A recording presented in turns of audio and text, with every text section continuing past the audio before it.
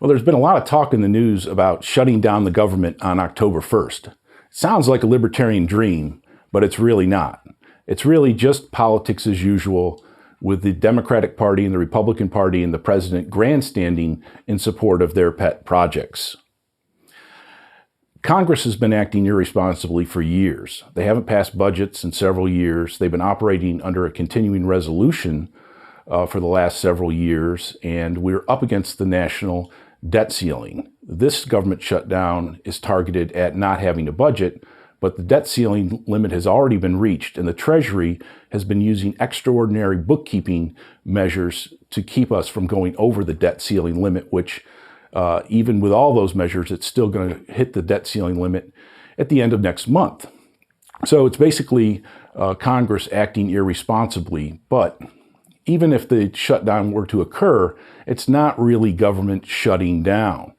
Whole categories, vast swaths of the federal government will continue to operate as, quote, essential features of government. So the military, law enforcement, the post office, the Federal Reserve, Social Security checks, veterans benefits, hospitals, prisons, all those things are going to continue to operate. It's only a few non-essential aspects of government that will be stopped. So the National Institute for Health, for example, will be shut down, make it much more difficult to get a visa or a passport. It would disrupt some aspects of the tourist industry, but it's not government really shutting down. And we've had 17 of these shutdowns over the last 40 years. So again, this is just part of regular politics here in the United States, of Congress and the president not being responsible, not being good stewards for the taxpayers' money.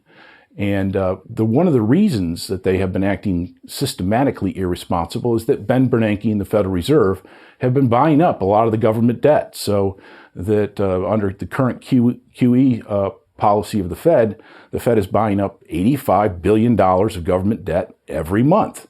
And guess what? If you could spend money irresponsibly and borrow to support that lifestyle at virtually zero interest rates, what would you expect to happen?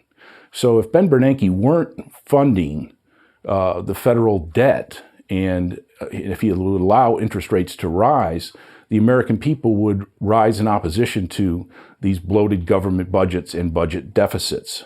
And that, of course, is one of the great beauties of the old gold standard. When we were on the gold standard, the federal budget was balanced virtually every year of American history.